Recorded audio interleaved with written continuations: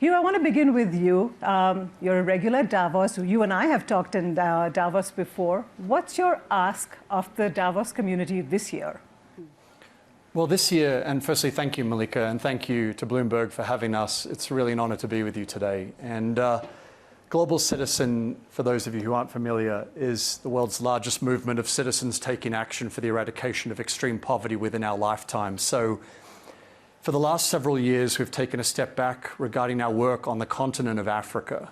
And we've asked ourselves, how do we not just do big one-off events? For example, a few years ago, we took Beyonce and Jay-Z to South Africa, and obviously it became a worldwide event when it was the first time they'd performed on the continent together.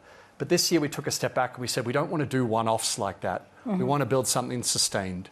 And so this year we announced the launch of Move Africa, a 5-year commitment to go north, south, east, and west Africa across the continent. And a few moments ago, with President Paul Kagame of Rwanda and President Akufo-Addo of Ghana, we announced that we are taking Global Citizen to both Kigali, Rwanda, as well as Ghana, West Africa, this coming year. And where our ask is really for people to invest in the continent. We believe that the way to ultimately alleviate poverty, in addition to obviously investment in health and education, water and sanitation, is people need jobs. And you can't have jobs without investment. And so our ask is really to encourage people to focus on the economic potential of Africa and really work with us in Global Citizen to support the creative economy. Because the world's greatest artists want to do more on the continent, and our job is to work in partnership with government to create the infrastructure to make that possible. And we have great artists in the room with us today, for which we are grateful. Nomzamo, you are an actress. People have seen you in Coming to America, in Assassin. You're an activist, a humanitarian, a UN ambassador, a Global Citizen ambassador. What is the through line between your advocacy and your career as an actress? Wow. I think what I always try and reiterate to everyone who always wonders what the purpose is just to know that I want to stand up for something that's much greater than myself. I want to be a mirror, a window for the atrocities that continue to happen around the world in the middle of the glitz and the glam, because most people come to social media and they want to see what Nomzamo's wearing. And you'll find that, but most importantly, you'll find me doing activist work. I think for me, it's really just to continue to highlight who we are as a continent, that it's not a destitute continent, to change the narrative of the African continent. Because for so long, we're seen as the continent where there's not a lot of investor confidence. But here's the thing, we have so many young people who are incredibly skilled. They just need the opportunities. And for the longest time as well, we want to be able to say that it's not about watering other pastures, because it's very easy for me to just live in Hollywood and chase the Hollywood dream without taking what I learn in Hollywood and taking it back to the continent so that I can cultivate a creative economy that's going to be able to last for decades to come. Hugh mentions when we talk about how even Move Africa came about, you look at global artists who say, I'm going on a world tour. They go everywhere but the continent, which does not make sense. Which doesn't make sense. So for me, it's really just to be able to lift the lid of invisibility when it comes to the potential that we have as a continent. And I do want to point out that we would love to hear from you. So if you have questions, you can scan the QR code you'll see in a minute, and do send your questions, and we'll try to get to as many of them as you can. No tough questions. But Hugh, I want to ask you, can you just remind the audience how Global Citizen works? How can every person in this room, anyone listening in, how do they get involved? Well, Global Citizen is a movement of citizens. We're the world's largest advocacy organization for the achievement of the Sustainable Development Goals. And it all starts, and I can see many of you are on your phone, that lady there who's on her phone. Have you downloaded the Global Citizen app? It all starts with the app. So if you haven't, you can download the app and you start taking action. It's all gamified, because we realize that no amount of black tie gala dinners will ever be enough to eradicate extreme poverty. We could run gala dinners every year and raise millions of dollars, but we're talking about a $3.5 trillion challenge that is extreme poverty. And so we need to think differently. We need to raise billions of dollars in capital. How do you do that? You need a movement of citizens to call on world leaders and make multi-billion-dollar pledges. And so that's why Global Citizen has grown to have 12 million members around the world. All of those members take action in unison. and they call on world leaders to make commitments. And on our stage in the last 10 years, over $46 billion has been pledged to impact the lives of over 1 billion people on the planet. But we don't take those pledges for granted. We then track those pledges, and we hold those world leaders' feet to the fire, exactly, to make sure they follow through on those pledges. And I'm proud to say that 97% of every pledge that's been made on a global citizen stage has now been fulfilled. And this last year, you had, 5 million actions which led to pledges. What were some of these actions? What did people do? Yeah, so one example was last year here at the World Economic Forum, President Macron of France announced that he was going to host a campaign around global economic reform in Paris. And so together with artists like Billie Eilish and Lenny Kravitz, Global Citizen went to Paris in June alongside President Macron's summit. And we hosted 25,000 of our members in front of the Eiffel Tower. And we called specifically for one ask. We wanted the World Bank with the new president, Ajay Banga. Who is coming here tomorrow. Good. Yes. Then you can congratulate him on about what I'm about to tell you. So he got up on stage as his first ever public commitment on our stage, and he announced what are called debt pause clauses. This sounds really nerdy, but I'll just break it down. It's really powerful. He said that when a country is hit by a natural disaster, as often happens due to climate change, no fault of their own, they shouldn't have to repay debt during that period of time. It should be suspended. And they should be allowed to deploy that money on rebuilding all of their critical infrastructure, right? Right. And so he announced that, and now all of the other multilateral development banks have followed his lead and have already unlocked this year alone over $8 billion in capital to focus on development. And this was really an initiative spearheaded by the president of Barbados, Mia Mottley. She came together with an initiative called the Bridgetown Initiative that Global Citizen was part of. We were so inspired by her leadership that we said, let's rally global citizens. So 1.2 million global citizens took action. Ajay Banga said that his phone blew up, his Twitter blew up. He'd never seen so many actions on a single issue. And so he decided to make this announcement, and we're really proud that he did. Yeah. That's absolutely amazing. Just a reminder, we define extreme poverty as someone living below $2.15 a day. Yeah. Is that right? That's a World Bank definition. It's based on, it's adjusted for purchasing power parity, so depending on how much, but it's roughly $1.90 per day, correct. So how is Move Africa, which I know everyone's very excited about, but how is Move Africa going to help you towards your mission of eradicating extreme poverty? Well, there's going to be a lot of job creation. There's going to be a lot of skills transfer, because what we found is that a lot of the global artists would say that there's not enough infrastructure when they want to go and tour the African continent. So what does that look like? It looks like machinery, it's like equipment, things that have to be flown in. So as Global Citizen, we're saying that we want to be able to eradicate that, to stand in the gap of that. How do we get the infrastructure that the global artists need? How do we be able to build a lasting economy? So the skills development as well aspect of it is the fact that, there's a lot of people that have to fly in. Because there's not a lot of people who are skilled enough to be able to carry out certain, I suppose, things on the ground. And so we want to be able to transfer those skills to a lot of young people on the ground. I mean, at Move Africa Kigali, there was 1,000 youth that were employed during that time, which is a very sizable number for a concert. So for us, it's really just to be able to do that. And I think, Hugh, am I missing anything else? No, I think you said it perfectly. I think that we, when you think about the power of the creative economy, there's so many jobs that are created through the creative economy. You create ticketing jobs, you create staging, lighting, sound, production, you create all aspects of creativity. And that should all, as Nomzamo said so eloquently, live on the continent. We shouldn't have to bring it in from Dubai or bring it in from Europe. It should all live in Kigali or in Ghana or in Botswana. It should live there. And so that's the only way to do that, is to transfer those skills. So we've set ourselves a goal. In the next 5 years, we don't want to bring any producers from North America or Europe. We want all of those producers to be local. And I think there's something to be said as well when we truly build a legacy of something, to know that it will always exist on its own. Because it's creating history. Absolutely. It has to be durable. It has to be self-sustaining, so that it's never at the beckoning call of anything else, but of itself.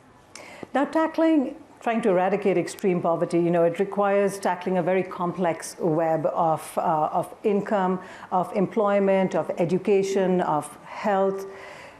Tell me about education. I know that that's really important to you personally, and you have your own foundation, the Lighthouse Foundation, which is all about education. Yeah. Have you started to see any change when it comes to education?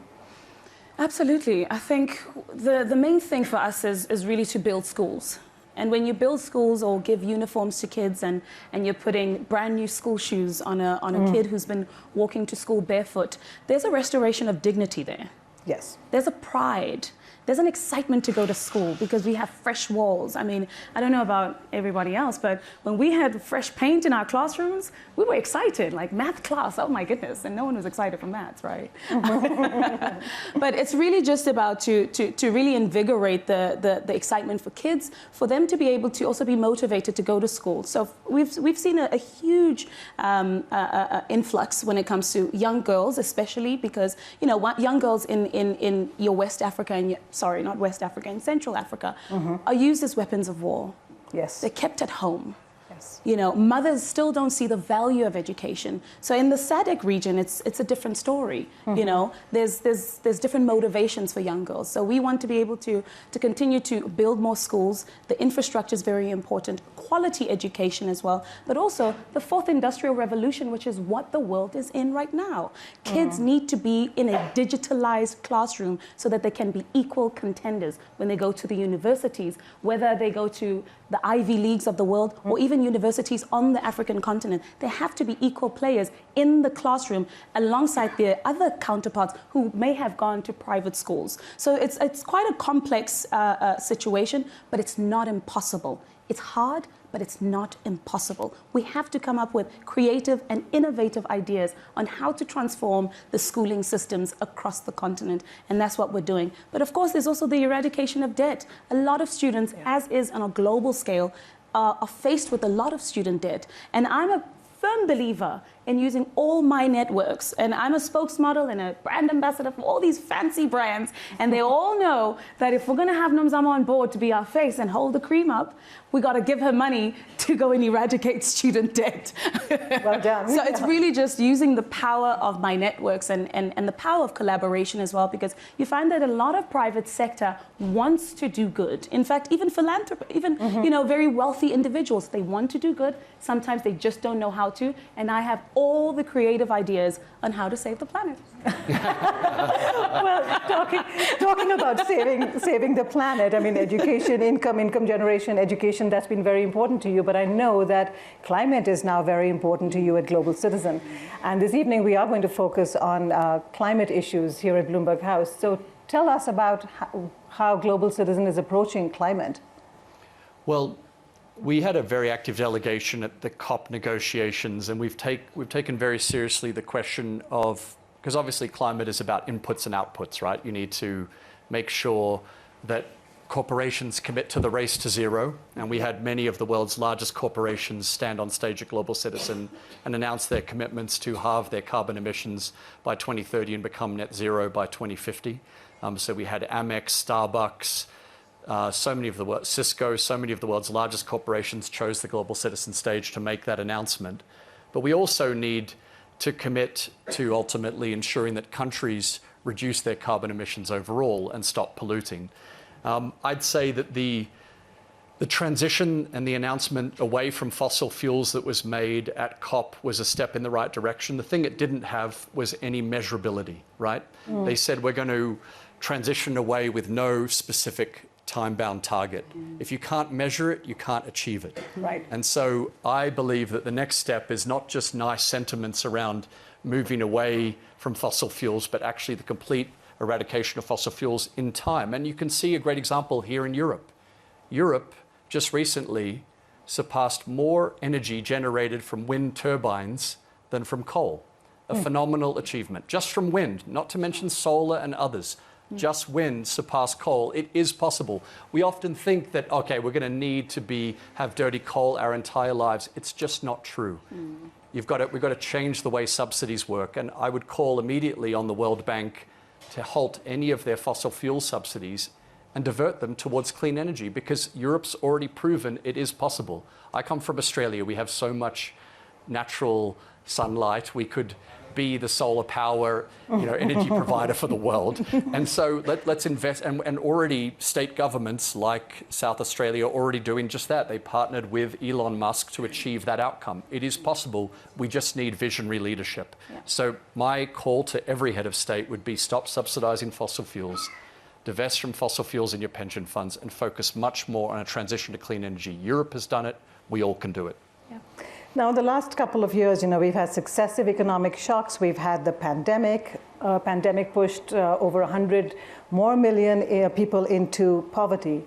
It's hard to be optimistic about ending extreme poverty, and yet you guys seem to be convinced that you can. I mean, we're only a couple of years away from the UN Sustainable Goals target. 2030 is not that far. And are you optimistic? I am. What makes you so? I mean, everything else is, the data doesn't make us optimistic, but you are, so. I am optimistic. And, there's so many funds that exist in this world, but they're so misplaced. And I think if we as the human race, as citizens, as ordinary citizens, hold government, hold private sector accountable to, because the thing about private sector is that it wouldn't exist without people. Right. So the very people that fund this, or the very people that grow these huge economies, are the very people that you owe so much to as well. So I think I am optimistic in that sense. Yeah. Are you as optimistic? Well, I think if you consider the narrative arc of poverty alleviation, in 1983, when I was born, 52% of the planet lived in extreme poverty, and prior to the pandemic, that was down to less than 12% of the world's population. So more than halved within my lifetime. And then you had shock after shock after shock, as you said, economic, you had health shock, climate shock, so on and so forth. So of course, right now, the data is not in our favor. In our favor, exactly. But I also believe that if you create a situation where you have a self-fulfilling prophecy, that's exactly what will happen. I'm always inspired by the leaders in history who took on the biggest challenges. Two leaders come to mind, and they both started when they were super young. William Wilberforce, he was 26 years old when he joined Parliament in the UK and worked for the abolition of the slave trade. He worked for 27 years, and 3 days before he died in 1833, finally, slavery was abolished in Britain. And similarly, Nelson Mandela was only 18 years old when he worked to ultimately try to end apartheid in South Africa. And after spending years and years in prison, he saw that as a reality. So if we don't believe that we could envision a world without extreme poverty, of course it's not going to happen. Right. But I think everyone in this room and everyone that subscribes to Bloomberg, you're here because you are optimists. You believe in a world that is possible, that's better, otherwise you wouldn't be here. Yeah. And I think that's what we have to hold on to. That fact that data has been on our side, and we've got to get it back on our side again.